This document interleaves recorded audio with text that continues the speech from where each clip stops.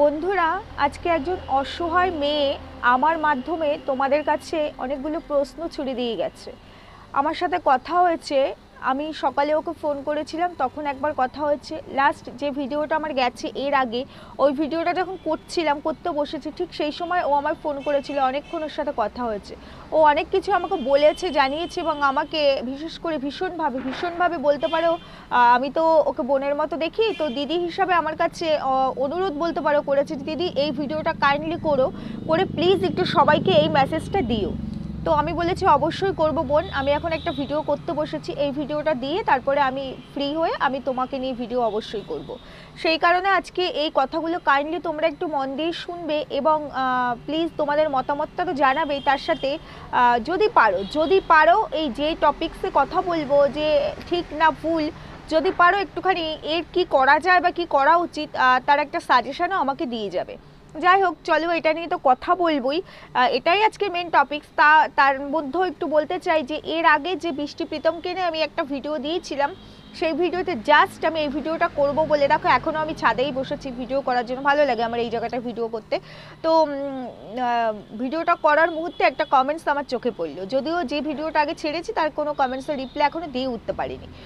তো সেখানে বৃষ্টি প্রীতমের অনেক বড় একজন ফ্যান ফলোয়ার, অনেক বড়, সে প্রায়ই আমাকে কমেন্টস করে, প্রায়ই আমাকে নেগেটিভ কমেন্টস করে, অনেক রকমের কমেন্টস করে। সেই কমেন্টসগুলোকে আমি ইগনোর করি, সব কমেন্টস নিয়ে তো আমি কথা বলি না। তো তিনি আমাকে বেশ কয়েকটা প্রশ্ন করেছে যে বৃষ্টি প্রীতমের এগেনস্টে যে কথাগুলো বলছি তার সব কিছু লিগেলি প্রুফ আছে, ওদের বিয়ে, ওদের ডিভোর্স, ওদের রেজিস্ট্রি, সমস্ত কিছুর লিগেল প্রুফ নাকি আছে, লিগেলি করেছে। তো আমার কেন নিজস্ব কোনো কন্টেন্ট নেই, আমি কেন ওদেরকে কন্টেন্ট করে কাজ করছি, আমি যত চেষ্টাই করি না কেন ওদের সাবস্ক্রাইবার কখনো কমবে না, ওরা আরও অনেক ওপরে উঠবে, ওদেরকে যেন হিংসে না করি। প্রথম কথা, কাউকে হিংসা করে কেউ আজ পর্যন্ত ইতিহাস সাক্ষী আছে ওপরে উঠতে পারেনি, এটা হয় না। যার যেটা আছে সেটা আছেই, তার কাছ থেকে সেটা কেড়ে নেওয়া যায় না, কারণ সে তার ক্ষমতায় করেছে, তার ক্ষমতা দিয়ে সে সেটা অর্জন করেছে। তাই বৃষ্টি প্রীতম মানুষকে বোকা বানিয়ে টুপি পরিয়ে সিম্প্যাথি আদায় করে বউয়ের চুল ফেলে দিয়ে বউকে ক্যান্সার, টিউমার এগুলোর সাথে রিলেট করে এই সাবস্ক্রাইবার আদায় করেছে, অর্জন করেছে। সেটা সবাই পারে না, আমিও পারবো না, সম্ভব নয়, আর দরকারও নেই, এটাই বললাম। তাই তার সঙ্গে আমাকে রিলেট করতে এসো না, ওইটার সাথে এইটার হিংসা করার কোনো তুলনাই হয় না, কোনো রেফারেন্সই আসে না। এটা গেল। আরেকটা কথা, তার ভীষণ সমস্যা আমার হেয়ার স্টাইল নিয়ে। আমি ওইভাবে হেয়ার স্টাইল করে কেন বসেছি, একটু সেজে গুজে সুন্দর করে তো বসতে পারি, তাই না? তার কথার ধরনটাতে আমার যেটা মনে হলো, প্রথম কথা, আমি এখানে স্টাইল দেখাতে আসিনি, সত্যি তুলে ধরতে এসেছি। আমি একজন কন্ট্রোভার্সি ক্রিয়েটার, রিল নয়, আমি রিয়েলটা তুলে ধরতে এসেছি। যখন আমি রিল করি, কোনো শর্টস করি, সেটা তো রিল, তখন নিশ্চয়ই সেজে গুজে করি, আমার রিলসগুলো তোমরা দেখে এসো। কিন্তু এটা রিয়েল, এটাতে সেজে গুজে দর্শনদারিতা দেখিয়ে কাউকে কনভিন্স করতে হবে, আমি বাবা ওইসব পারি না। আমি আবার ওই ছেলে ধরায় বিশ্বাস করি না, তো তাই ওগুলো আমি পারি না। এরমভাবেই বসে পড়ি, যখন যেরম অবস্থায় থাকি, যেটা আমার মনে হয় যেই টপিকস নিয়ে এখন আমার বন্ধুদের সঙ্গে শেয়ার করা উচিত, সেভাবেই আমি বসে পড়ি। বুঝতে পেরেছো? তোমার প্রশ্নের উত্তর দিয়ে দিলাম। আবার তুমি বলেছো এই কমেন্টসটা করার পর অনেক কুকুররা আবার ছুটে আসবে। কুকুররা ছুটে কোথায় এসেছে গো? কুকুর তো তুমি, ঘেউ ঘেউ করতে করতে আমার কমেন্ট বক্সে আসো। আমার বন্ধুরা যদি কুকুর হতো না, তাহলে তোমার মতো ঘেউ ঘেউ করতো। বুঝতে পেরেছো? আমার বন্ধুরা ঘেউ ঘেউ করে না, সঠিক উত্তর দেয়, কারণ তারা মানুষ, মান আর হুঁশ দুটো নিয়ে তারা তৈরি। বুঝতে পেরেছো? তাই তোমার যদি বিবেক থাকে, একটু লজ্জা থাকে, নেক্সট টাইম আমার কমেন্ট বক্সে আসবে না, ক্ষমতা দেখিয়ে যেও। তৃতীয়ত, তুমি বলেছো আমার নামে রিপোর্টস করবে। কোথায় করবে গো রিপোর্টস? কোথায় করবে জানো তো? কেউ কারো এগেনস্টে রিপোর্টস করলে, কেউ কারো এগেনস্টে কেস করলে উল্টোটাও হয়। তুমি আমার এগেনস্টে রিপোর্টস মারলে, আমিও তোমার এগেনস্টে রিপোর্টস করব। কোথায় করবে গো রিপোর্টস? এত ক্ষমতা তোমার কাছে লিগ্যাল প্রুফ আছে। তোমার এটা দেখে আমার মনে হলো যে তুমি সাক্ষী, বৃষ্টি প্রীতমের রেজিস্ট্রিতে বোধহয় তুমি সাক্ষী দিয়েছিলে। তা এত প্রুফ যখন আছে, এত যখন বলছি, ওদেরকে এত হিউমিলিয়েট করছি, এত ছোট করছি, এত নোংরা কথা বলছি, একটা প্রুফ এখানে দেখাও না গো, একটা প্রুফ এখানে দেখাও না। মুখে শুধু ফাঁকা ফটাস ফটাস করে উত্তর দিলে হবে? আমার কাছে আছে, ওই যে বললাম, অফিসিয়ালি জায়গা মতো যাবে, অফিসিয়ালি যেদিন এখানে অ্যানাউন্সমেন্ট হবে সব এখানে চলে আসবে। তুমিও তাহলে আসো, একটা ডেট ফিক্সড করো, তুমিও অফিসিয়ালি আসো, এইভাবে দেখাতে হবে না। তুমিও আসো না, কালকে বলেছিলাম বন্ধুরা, বলেছিলাম দেখো আমাদের প্রমাণ আসার আগেই বৃষ্টি কোনো প্রমাণ দেয় কিনা। আরে খবর না পেলে কি কোনো কথা বলি নাকি? একটা কথা হুট করে বলে ফেলতে পারি নাকি? জানবো কি করে? অনেক খবর আছে, অনেক খবর দেবো। আর বৃষ্টি প্রীতম কন্টেন্ট, 1 বছর ধরে আমাদেরকে ওরা কন্টেন্ট করে খেলেছে, এখন তো ভাই আমরা একটু খেলবো, একটু তো ভিউজ নেবো। হ্যাঁ, ভিউজ নিচ্ছি। ও তো লক্ষ লক্ষতে খেলেছে, আমরা না একটু শয়ে শয়ে খেলি। কি বন্ধুরা, ভুল বললাম? যাই হোক, আজকের আমার টপিকস এটা ছিল না, বৃষ্টি প্রীতম নয়। এখনকার আমার টপিকস হচ্ছে ইন্দ্রাণী রিঙ্কি লাইফস্টাইল। ও আরেকটা পয়েন্ট বলতে ভুলে গেছি, যে আমাকে কমেন্টসটা করেছে সে বলেছে এত লেকচার না মেরে তুমি তো একটু রিঙ্কিকে কত টাকা দিয়েছো বা দিয়ে সাহায্য করতে পারে। এই যে ভাই, তুমি বৃষ্টি প্রীতমকে কত টাকা দিয়েছো গো? মানে বৃষ্টিকে এত অসুস্থ, ও তো মানে খুব মারাত্মক ডেঞ্জারাস রোগে আক্রান্ত, তাই না? যদিও সেই রোগটার নাম নেই, শুধু কোশ্চেন মার্ক আছে। তো তুমিও বুঝি অনেক টাকা দিয়ে হেল্প করেছো। আর রিঙ্কি মানে ইন্দ্রাণী, রিঙ্কি লাইফস্টাইলের চ্যানেলের ওনার যে, তার নাম ইন্দ্রাণী, ওকে আমি ঠিক কত টাকা দিয়েছি, ওকে আমি ঠিক কিভাবে সাহায্য করেছি, অর্থ দিয়ে কাউকে সাহায্য করতে হয় কিনা সেই হিসেবটা ওর কাছে আর আমার কাছে আছে। তোমাকে দেওয়ার প্রয়োজন মনে করি না। এই হিসেবটা ওর কাছে আছে বলেই না ওর হয়ে এতগুলো ভিডিও নামানোর পারমিশন আমার আছে, ওর হয়ে ওর পার্সোনাল কথা বলার পারমিশন আমার আছে, এবং এই মুহূর্তেও ভিডিওটা করার পারমিশন আমি পেয়েছি। তাই সেই হিসেব তোমাকে দেওয়ার প্রয়োজন নেই। ওই যে বললাম, আমি দর্শনদারিতা পছন্দ করি না। কার জন্য আমি কি করেছি সেটা অন ক্যামেরা দেখি, আমি কারো কাছ থেকে সিম্প্যাথি নিতে চাই না, আমার ক্যাপাসিটি দিয়ে উঠতে চাই। আর মেয়েটা অসুস্থ, যে মেয়েটা অসুস্থ হবে না, তার অসুস্থতার কিছু প্রমাণ থাকতে হয়, দেখাতে হয়, বুঝতে পেরেছো? আর এই যে রিঙ্কি লাইফস্টাইল ইন্দ্রাণী, ও অসহায়, ওর পাশে সব সময় আছি। ওর অসহায়তাটাকে না বিক্রি করতে বসিনি এখানে, শুধু সবাইকে ওর পাশে থাকতে একটা মেসেজ দেওয়ার জন্য বসেছি।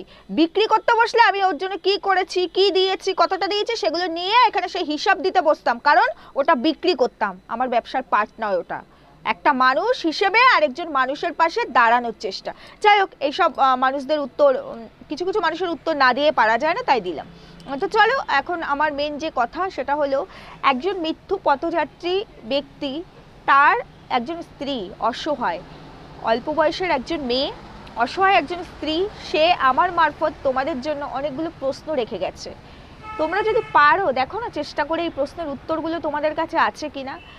কোনো ভালো আপডেট তোমাদেরকে দিতে পারবো না, তাই জন্য আমি ভেবেছিলাম আজকে আমি ইন্দ্রাণীকে নিয়ে, মানে রিঙ্কি লাইফস্টাইলকে নিয়ে কোনো ভিডিও আমি করব না, কারণ নতুন কোনো আপডেট আমার কাছে নেই। একই রকম, যেরকম নার্সিংহোমে ভর্তি করা হয়েছিল সেম পরিস্থিতিতেই আছে। কি হবে, কখন কি হবে, নতুন কিছু নেই যে তার নতুন কোনো, সে একটু ভালো হয়েছে বা বেটার কিচ্ছু দিতে পারবো না, কিচ্ছু নেই, বরঞ্চ বলতে পারি ডিটোরিয়েট করছে।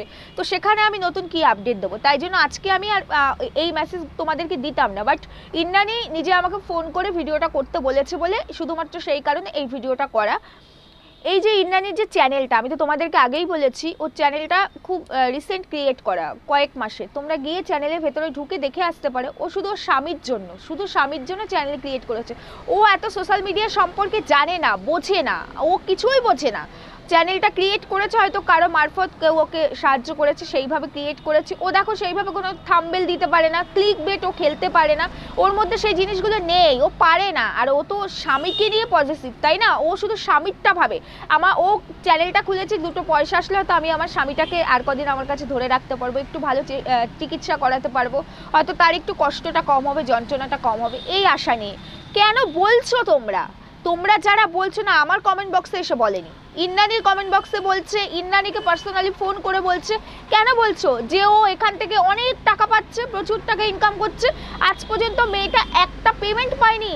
ও আমাকে বললে, দিদি ভাই বিশ্বাস করবেন, $100 করতে আমার কি কষ্ট হচ্ছে, আমার $100 কবে হবে তার ঠিক নেই, আমার কোনো পেমেন্ট কবে কি হবে আমি কিচ্ছু পাই না, আমি কিছু বুঝি না এই সম্পর্কে। তোমরা তো ভিডিও করো, তোমরা জানো। তখন আমি ইন্দ্রাণীকে বললাম, হ্যাঁ ইন্দ্রাণী, আমি তোমাকে নিয়ে যে কটা ভিডিও করেছি এই রিলেটেড, মানে তোমাদের রিলেটেড, এই ভিডিওগুলোতে রেভিনিউ একদমই দেয় না। তোমরা দেখেছো আমার ইন্দ্রাণীকে নিয়ে করা ভিডিও 30,000ও ছাড়িয়েছে। ওই 30,000-এ আমাকে যা রেভিনিউ দিয়েছে, পরকীয়া ঘটিত ভিডিওতে 4,000 আমি সেই রেভিনিউ পেয়েছি। তাহলে বুঝতে পারছো তো যে এইসব ভিডিওতে কি রেভিনিউ, ওটাকে ধরার মধ্যেই পড়ে না। $100 হলে একটা পেমেন্ট দেয়, একটা ভিডিও 30,000 ভিউজ মানেই সেই ভিডিওতে অনেক টাকা, সেটা হয় না? সিপিএম আরপিএম যারা আমরা কাজ করি, কন্টেন্ট ক্রিয়েটার, তারা বুঝি যে কিভাবে কোন ভিডিও ভিউজের ওপরে কিন্তু টাকা কখনোই ডিপেন্ড করে না। তাহলে আমিও পেমেন্ট পেয়ে যেতাম, আমিও কিন্তু আজ পর্যন্ত একটা পেমেন্টও পাইনি। আর বিশেষ করে এই যে ইন্দ্রাণীর ক্ষেত্রে ওদের রিলেটেড ভিডিও যে কটা আমি আমি করেছি, ভীষণ পরিমাণে রেভিনিউ কম, ভীষণই কম। মানে ওই একটা 30,000-এর ভিডিওতে যা রেভিনিউ সেটা আমি তোমাদের বলে বোঝাতে পারবো না যে কি টাকা দেয়। মানে 100 টাকাও ঠিক মতো দেয় না ওই 30,000-এর ভিডিও থেকে। তাহলে ওর ভিডিওতে যদি 30,000 35,000 ভিডিও ভিউজ থাকে, 20,000 25,000, ও ক টাকা পায়? প্রত্যেকে তো নিজস্ব কন্টেন্টে ইউজ করছে। আমিও তো যে কাজ করছি নিজস্ব কন্টেন্ট দিয়ে, আমি তো অন্যের কন্টেন্ট দিয়ে কাজ করছি না যে আমাকে কম দিচ্ছে ওকে বেশি দিচ্ছে। কেন বলছো তোমরা? আর যদি ও নিজের পরিশ্রমের দ্বারা, কষ্টের দ্বারা দুটো পয়সা পেয়েও থাকে, সেখানেও তোমাদের সমস্যা হচ্ছে। একটা মেয়ে অসহায় বলে সব দিক থেকে তাকে মলেস্ট করার চেষ্টা করছো। এটা কি ধরনের বিচার তোমাদের? সব দিক থেকে আজকে ওর অসহায়তার সুযোগ নেওয়ার চেষ্টা করছো কেন গো, কেন? আর কালকের ভিডিওতেই আমি বলেছিলাম যে তোমাদের যাদের প্রয়োজন হবে না, আমি তোমাদেরকে একটু বলে দিই, ওর পারমিশন নিয়ে ওর ফোন নাম্বারটা আজকে আমি অ্যাড করে দিয়েছি, ওর ফোনপে নাম্বারটা। যেহেতু তোমরা এর আগের ভিডিওতে অনেকেই আমাকে কমেন্টস করছিলে বারবার যে ওর ফোনপে নাম্বার দাও, সেই জন্য ওকে আমি আজকে জিজ্ঞেস করেছি। ও বললো ঠিক আছে দিদিভাই তুমি দিয়ে দাও, কিন্তু কাইন্ডলি হাত জোর করে বলছি, যদি কারো প্রয়োজন পড়ে, সত্যি সবার সমান থাকে না, সবাই দিতে পারবে এই আশা আমি করিও না। যার যতটুকু, যে 10 টাকা পারে, 20 টাকা পারে, 50 টাকা পারে, যার যতটুকু যদি দেওয়ার প্রয়োজন মনে করে তবেই ওই নাম্বারে ফোন করো।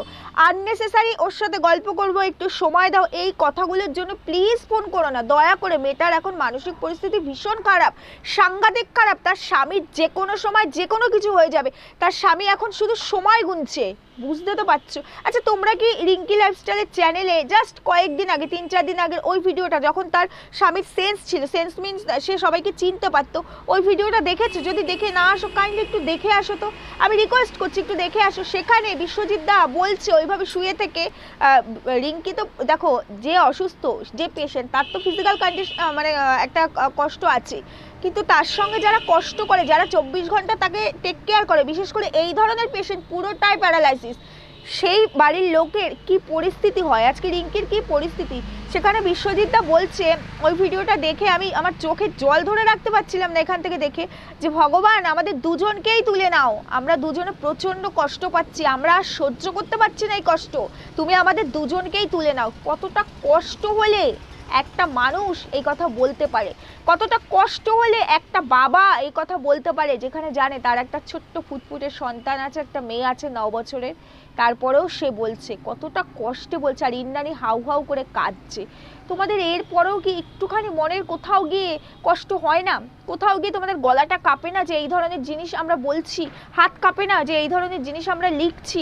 তোমরা কালকের ভিডিওতে আমি বলার পরও নাকি ওকে ননস্টপ ফোন করে যাচ্ছ গল্প করার জন্য, আজকেও তাই করেছো। মেয়েটা ব্যস্ত, মেয়েটা কখনো যাচ্ছে টাকা তোলার জন্য, কারণ নার্সিংহোমে টাকা ছাড়া তো কিচ্ছু হবে না, টাকা তোলার জন্য যাচ্ছে, তারপরে সেখান থেকে এসে আবার সারা দিন নার্সিংহোমে থাকছে, রাত্রিবেলা ফিরছে, তার বাচ্চা রয়েছে এদিকে, মানে কিভাবে ম্যানেজ করছে মেয়েটা পুরো চারিদিকটা, একবার ভাবো তো কিভাবে ম্যানেজ করছে।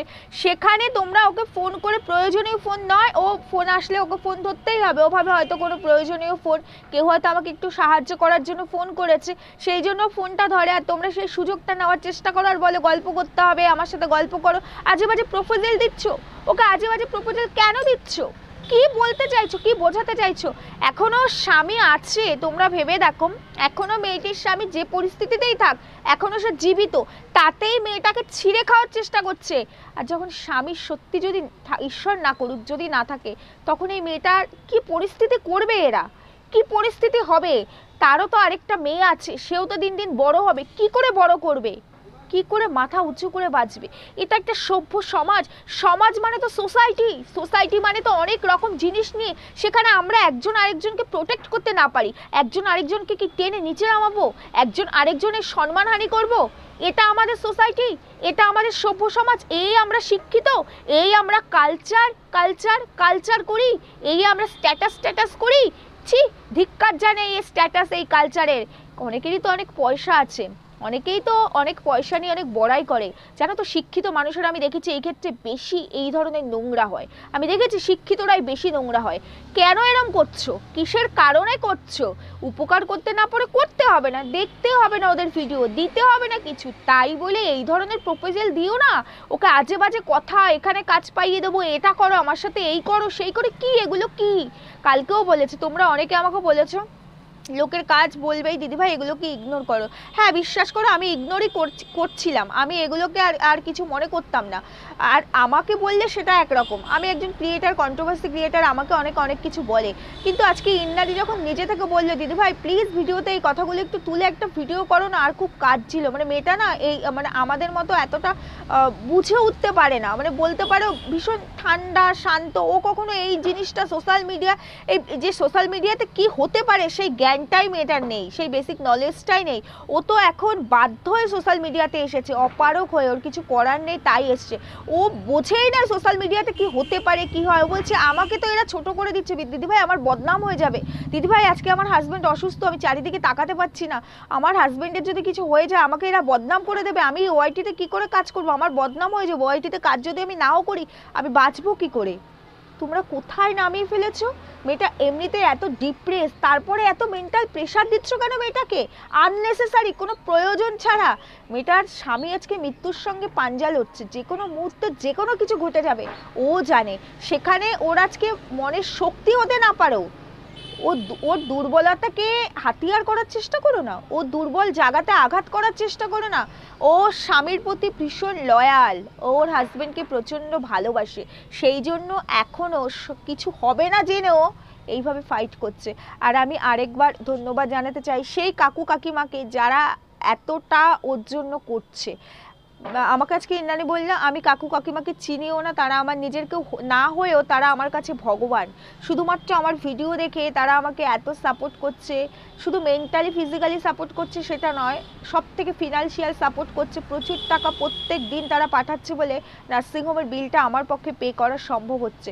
তার সঙ্গে প্রচুর ভিউয়ার্সদেরকেও ও অনেক ধন্যবাদ জানিয়েছে, প্রচুর ভিউয়ার্সদেরকে যারা ওকে এইভাবে সাপোর্ট করছে, শুধু অর্থ দিয়ে নয়, যারা ওকে মানসিক দিক থেকে ও চ্যানেলের সঙ্গে থেকে ওকে এত সাপোর্ট করছে। আর যারা অর্থ দিচ্ছ তারা তো করছোই, প্রত্যেককেও নিজের তরফ থেকে আন্তরিক ভালোবাসা এবং আন্তরিক অনেক বেশি ধন্যবাদ জানিয়েছে, বলেছে তুমি কাইন্ডলি বললো। আমি বললাম যে আমি কালকের ভিডিওতেও বলেছি, বললো দিদিভাই আজকের ভিডিওতেও বললো, কারণ তাদের জন্য আমি পাচ্ছি, আমার কিন্তু কিচ্ছু নেই, শুধু তাদের ওপর নির্ভর করেই আমি ওই মানুষটাকে ওই নার্সিংহোমে রাখতে পারছি।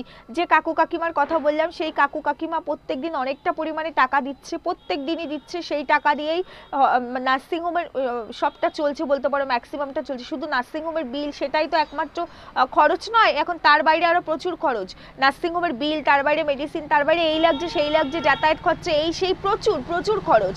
তো তোমরা ভিউয়ার্সরা আর ওই কাকু কাকিমা পার্সোনালি যে কিনা ওদেরকে চেনেও না, তিনিই নাকি তারাই নাকি বলেছিলেন ওখানে নিয়ে যাওয়ার জন্য, তো তারা সব দায়িত্ব নেবেন এবং তারা সেই দায়িত্ব পালন করছেন। এখনও হয়তো পুরো বিলটা পেমেন্ট হয়নি, তারা করে দেবেন, এটাও আমাকে ইন্দ্রাণী বললো সেই কাকু কাকিমা হচ্ছে আমার কাছে ঈশ্বর সমতুল্য। যেখানে নিজের লোকেরা মুখ ঢেকে মুখ লুকিয়ে পালিয়ে যায়, সেখানে অপর মানুষ যে কিনা আমাদের চেনে না জানে না, শুধু ভিডিও দেখে এতটা কেউ কি করে দিদিভাই, এতটা আপন লোক তো করলেই না, তারা চেনে না জানে না, তারপরেও মানুষের থাকলেও কি মানুষ করে, আর কতদিন করে।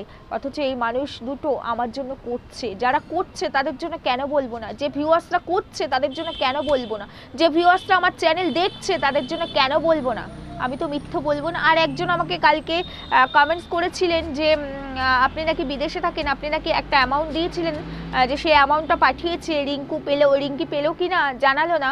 আমি আপনাকে আরও একবার বলছি, ওর সাথে আমি কথা বলেছি, ও বলেছে যারা আমাকে টাকা পাঠাচ্ছে প্রত্যেকে আমায় ফোন করে নিচ্ছে, নাহলে হোয়াটসঅ্যাপে স্ক্রিনশট পাঠাচ্ছে বা হোয়াটসঅ্যাপে মেসেজ করে বলে দিচ্ছে, তারপরে আমি চেক করে দেখছি হ্যাঁ এই টাকা ঢুকেছে, এরকম। কিন্তু উনি পাঠিয়েছে সেরকম কোনো ইনফরমেশন আমার কাছে নেই।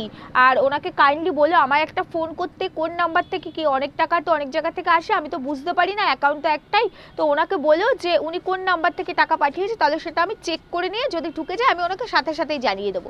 কাইন্ডলি আপনি যদি আমার এই ভিডিওটা দেখে থাকেন, আমি আপনাকে বলছি আপনি একটু ওর সঙ্গে যোগাযোগ করুন। নিশ্চয়ই আপনার কাছে নাম্বার না থাকলে আপনি ফোনপে কী করে করলেন, তার মানে আপনার কাছে নাম্বার আছে, তো আপনি একটুখানি ওর সাথে যোগাযোগ করুন। আমি কমেন্টসে রিপ্লাইও আপনাকে দিয়ে দিয়েছিলাম, আবারও বলছি। আর তোমাদের কাছে আবারও বলছি যে এই ধরনের মানুষ যারা এই ধরনের কথা বলছে, এখনও ওকে ছোট করার চেষ্টা করছে, আজকে মেয়েটা একটু দাঁড়ানোর চেষ্টা করছে, স্বামীর জন্য এত লড়াই করছে, সেখান থেকে মেয়েটাকে টেনে নিচে নামানোর চেষ্টা যারা করছে, তাদের কি শাস্তি হওয়া উচিত, তাদের কি হওয়া উচিত? তারা একবারও ভাবে না যে দিনটা আজকে এই মেয়েটার যাচ্ছে, ওই দিনটা কালকে আমার সাথেও আসতে পারে, আমার সাথেও ঘটতে পারে। কেউ ভাবে না, কেউ ভাবে না, তাই না? আজকের দিনটা পেরিয়ে গেলে আমরা ভাবি আমরা রাজা, কালকে আমি রাজার রানী হয়ে চলবো, বলা যায় না।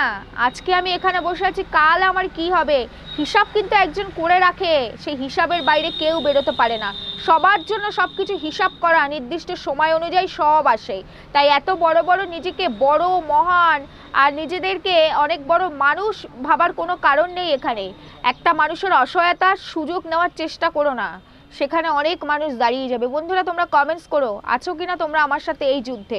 আমি ইন্দ্রাণীকে পার্সোনালি বলেছি যে নাম্বারগুলো তোমার ডিস্টার্ব করবে তুমি সেই নাম্বারগুলো এখনও এতটা ব্যস্ত বলে পাচ্ছি না, তাও বলেছি যদি পারো একটা করে অন্তত স্ক্রিনশট মেরে রাখো, পরে আমায় পাঠিয়ে দিও, তারপরে দেখছি সেই নাম্বারগুলোর কি করা যায়। চেষ্টা তো করতেই হবে। যারা লাগাতার, যাদেরকে এত মেসেজ দেওয়া সত্ত্বেও, যাদেরকে তুমি বলছো পার্সোনালি যে দেখুন আমাকে এইভাবে ডিস্টার্ব করবেন না, আমার সময় নেই, আমি খুব ব্যস্ত, তারপরেও তারা ননস্টপ তোমাকে এইভাবে ডিস্টার্ব করছে। তো তুমি যদি আমার ভিডিও দেখে থাকো ইন্দ্রাণী, আর কালকে তো তোমার সাথে আমার কথা হবেই, তো সেখানে আমি তোমাকে আবারও বলবো, আমি ওকে বলেও রেখেছি নাম্বারগুলো পাঠাও। তারপরে বন্ধুরা আছো তো তোমরা আমার সাথে, আছো তো? সবাই মিলে একসাথে কি পারবো না এদের মুখোশটা টেনে খুলে ফেলতে? পারবো না? আর যারা ভিডিওর কমেন্ট বক্সে এসে অনেক লেকচার মেরে যাও না, রিঙ্কির জন্য কি করেছো, তোমরা কি করেছো গো, যাও না একটু মেয়েটার পাশে দাঁড়াও না, যাও। আমি তো তবু একটা কাজ করছি, তোমরা তো লুকিয়ে লুকিয়ে কমেন্ট বক্সে কমেন্টস করছো। কমেন্ট বক্সে কমেন্টস না করে যদি কোনো ক্ষমতা থাকে, যেভাবে থাকে সেইভাবে ওর পাশে দাঁড়ানোর চেষ্টা করো। যাই হোক বন্ধুরা, এইটুকুই বলার ছিল আজকের ভিডিওটায়, আর কিছু বলার নেই, কোনো নতুন ইনফরমেশনও তোমাদেরকে দেওয়ার নেই। যদি কোনো নতুন আপডেট আসে আজকে রাতে বা কালকে সকালে নিশ্চয়ই সেটা নিয়ে ভিডিও হবে, ভিডিও দেব। আজকে রিঙ্কিকে নিয়ে মানে ইন্দ্রাণীকে নিয়ে ভিডিও আমি করতাম না, শুধুমাত্র ও আমাকে ফোন করে এগুলো জানালো বলে, বললো সবাইকে কৃতজ্ঞতা জানাতে, আর যে যে কথাগুলো আমাকে বললো যে ওকে এইভাবে ডিস্টার্ব ননস্টপ করছে, এই কথাগুলো একটু ভিডিওর মারফত তুলে ধরার জন্য বলেছিল। মেয়েটা ভীষণ অসহায়, ভীষণ ভেঙে পড়েছে, আর মেয়েটা না এতটা বোঝে না, মানে এত বেশি ডেসপারেট নয়, ও খুব ঠান্ডা শান্ত স্বভাবে। ও আরেকটা কথা, আরেকটা কোশ্চেন অনেকের মনে ছিল, যেখানে আমি বলেছিলাম মেয়েটির বয়স 26 বছর, তো সেখানে অনেকে প্রশ্ন করেছিল 26 বছর বয়স, 11 বছর বিয়ে হয়েছে, মেয়ের বয়স 9 বছর, তারা বোধহয় ক্যালকুলেশনে একটু ভুল আছে, তারা বোধহয় একটু বোঝে কম। তো আজকে আমি এই বিষয়টা, আজকে এই বিষয়টা আমি রিঙ্কিকে মানে ইন্দ্রাণীকে জিজ্ঞেস করিনি, ইন্দ্রাণী নিজেই আমাকে বলেছে, ও আমার কমেন্টস দেখেছে, ও বলছে জানো দিদিভাই তোমার কমেন্ট সেকশনে এরকম কমেন্টস করেছে। আমি বলছি হ্যাঁ আমি দেখেছি, দেখে আমি এদেরকে আর কোনো উত্তর দিইনি। বলছি দিদিভাই আমার 26 প্লাস হয়েছে, 26 পার হয়েছে, 26 হবে প্লাস। তো সেখানে আমার খুব অল্প বয়সে বিয়ে হচ্ছে। ইন্দ্রাণী আর বিশ্বজিৎদার বিয়ের একটা শর্টস আছে, তোমরা সেখানে ছবিটা ওদের দেখলে বুঝবে কত অল্প বয়সে বিয়ে হয়েছে। তাহলে একটা মেয়ের বয়স যদি এখন 27 বছর হয়ে থাকে, 27 রানিং চলছে, 27 বছর হয়ে থাকলে তার মেয়ের বয়স 9 বছর না হওয়ার কিচ্ছু নেই, কিছু আছে কি? 18 বছরের ডিফারেন্স। আমি তো আগের দিনই যখন ইন্দ্রাণীর বাড়িতে গেছি বলেছিলাম ইন্দ্রাণী আর ইন্দ্রাণীর মা 16 বছরের ডিফারেন্স। অল্প বয়সে অনেকেরই বিয়ে হয়, বিয়ের সাথে সাথে অনেকেরই বাচ্চা হয়ে যায়, না হওয়ার তো কিছু নেই। সেখানে ওদের বিয়ে অনেক ছোট বয়স হয়েছে, যেমন আমারই 18 বছর বয়সে বিয়ে হয়েছে, এবার কি আমার মেয়ে 5 বছর পরে হয়েছে, তাই গ্যাপিংটা একটু বেশি হয়ে গেছে। ওর ক্ষেত্রে সেটা হয়নি। এত ক্যালকুলেশন কেন করছো? ভালো কিছু করতে পারছে না, আজে বাজে ক্যালকুলেশন করে কোথায় খুদ আছে কোথায় কি আছে। তাহলে যাও না, বার্থ সার্টিফিকেট দেখবে, তাহলে একটু ওর বাড়িতে যাও, ওর তো ফোন নাম্বার দেওয়া আছে, যাও ওর বাড়িতে গিয়ে তোমরা ডিটেলসটা দেখে আসো। ও তো মিথ্যে বলেনি, ও তো বলছে, আসতে বলে আমার বার্থ সার্টিফিকেট আমার এত সালে জন্ম, ওর জন্মটা কত সালে সেটাও ও বলে দিয়েছে, 97-এ ওর জন্ম, যাও দেখে আসো। এদেরকে আর বলার কিচ্ছু নেই। যাই হোক বন্ধুরা, আর কিছু বলার নেই, সবাই সুস্থ থেকো, ভালো থেকো। ইন্দ্রাণীর পাশে থেকো, ফোনপে নাম্বার দিয়ে দিয়েছি আমি, আমার থাম্বনেলে দিয়েছি, অন্য জায়গায় আর দিইনি, কারণ দেখতেই তো পাচ্ছ সবাই যেভাবে ফোন করে ওকে ডিস্টার্ব করছে, সেই জন্য ফোনপে নাম্বারটা থাম্বনেলে দিয়েছি। যাদের প্রয়োজন তারাই শুধু ফোন করো, আননেসেসারি ওকে শুধু ডিস্টার্ব করার জন্য ফোন করো না, এটুকুই অনুরোধ। সবাই ভালো থেকো, এখানেই রাখছি, টাটা।